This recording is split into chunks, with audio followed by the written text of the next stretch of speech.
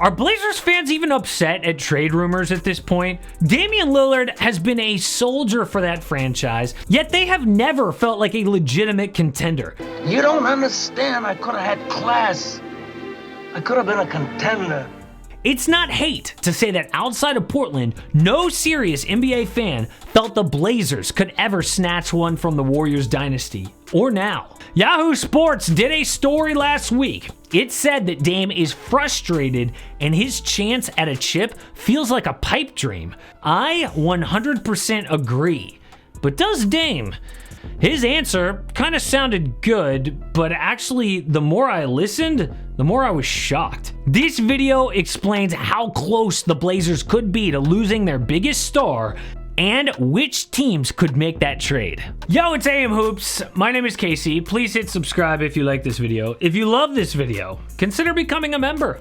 We do live streams every Sunday. Be cool to check that out. And you get a shout out like Juju and a guy whose screen name is VKillsIt FTW. Now, before we hear from Dame, you gotta see some juicy quotes from this story. Lillard isn't just a loyal player, but he's also never been one to ruffle feathers, but where has that gotten him? And Lillard has not received the help he needs to win a title. A more aggressive, risky approach is needed in order to pair him with another bona fide star. No one has questioned the fight in Lillard, but is it fair to ask if he's fighting the good fight alone?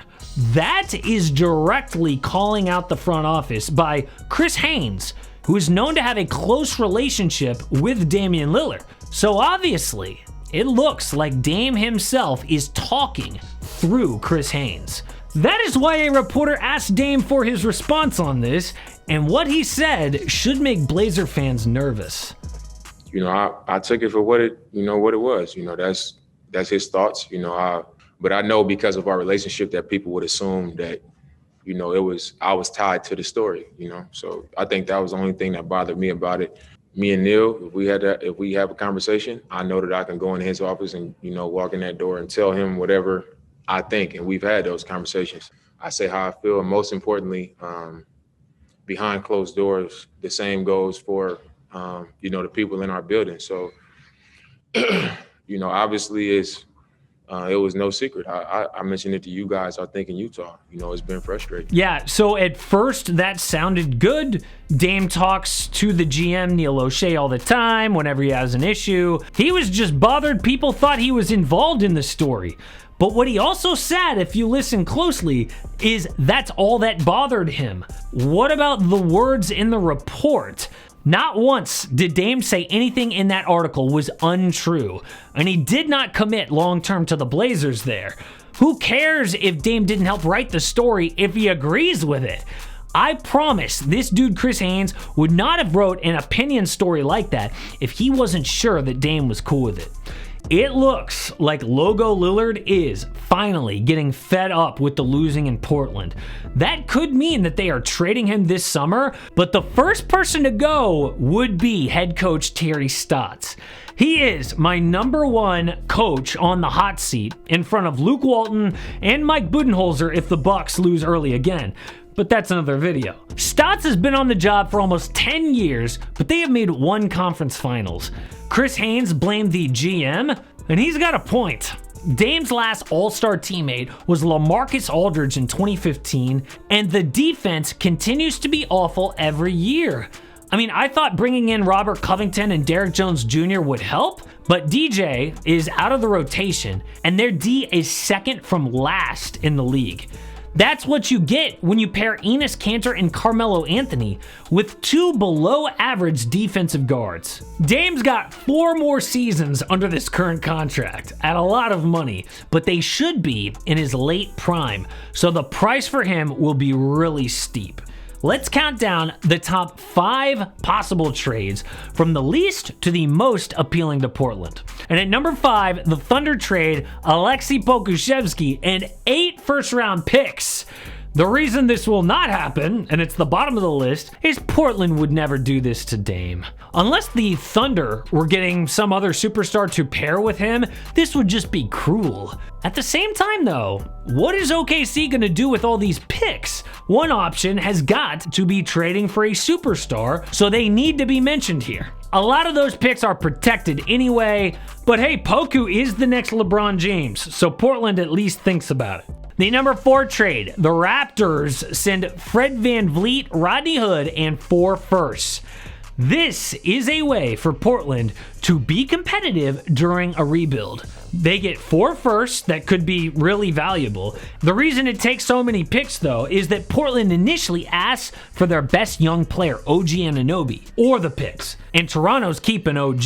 On the Raps, Dame is an upgrade big time over Fred VanVleet, and he raises their ceiling with Pascal Siakam in the front court and OG's offense rising. Toronto knows they have to trade for a superstar like they did with Kawhi, and Lillard is it. The number 3 trade, the Pelicans send Jackson Hayes, Kyra Lewis Jr., Nickeil Alexander-Walker, Eric Bledsoe, and 4 firsts. None of these young guys has superstar buzz yet, but they have all shown flashes of an all-star ceiling. The reason this isn't at number 1 is Portland has got to take on Eric Bledsoe's bad contract to make the money work. And let's be honest about these picks, most will probably be late in the first round. On the Pels, Dame isn't a perfect fit with Zion handling the ball right now, but there is no doubt this is a huge upgrade talent-wise. Having 3 All-Stars in Dame, Zion, and BI has huge potential. Number 2, the Knicks trade RJ Barrett and 4 firsts plus 2 pick swaps.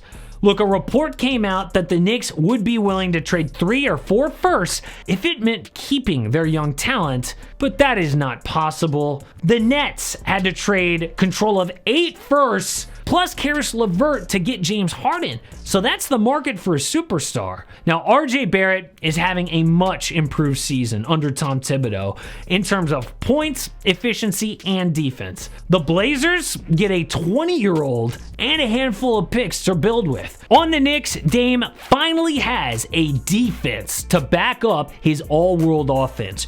Julius Randle in the front court makes for a natural fit, and he moves to the easier East with hope of making a finals. New York has extra picks from that Porzingis trade, and this is a great way to spend them. But the number 1 trade, the Warriors deal James Wiseman, Andrew Wiggins, and 3 high firsts for Lillard.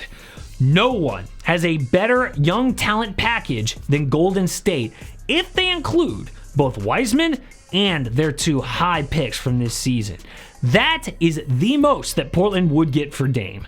I know this sounds crazy to sell the Dubs' future for another lead guard, but they do it for 2 reasons. Number 1 is the pressure to win because of Steph Curry's contract and his age. He wants to get another chip, and Dame would probably be the best superstar on the market, even better than Bradley Beal. Number 2, they do this to take the offensive load off of Curry's shoulders. Every night he carries this team, and that is not 100% fixed once Clay gets back. Steph plus Dame would be the best offensive backcourt ever. The first thing that needs to happen is Dame requesting a trade. That has not happened yet, but it could happen soon. Dame had a chance to deny everything in that report, but he didn't, which should scare Blazer fans. You know what should scare Cavalier fans is that Kevin Love is still on your team. This video has all of the possible Kevin Love trades. There aren't many because he has the worst contract in the NBA.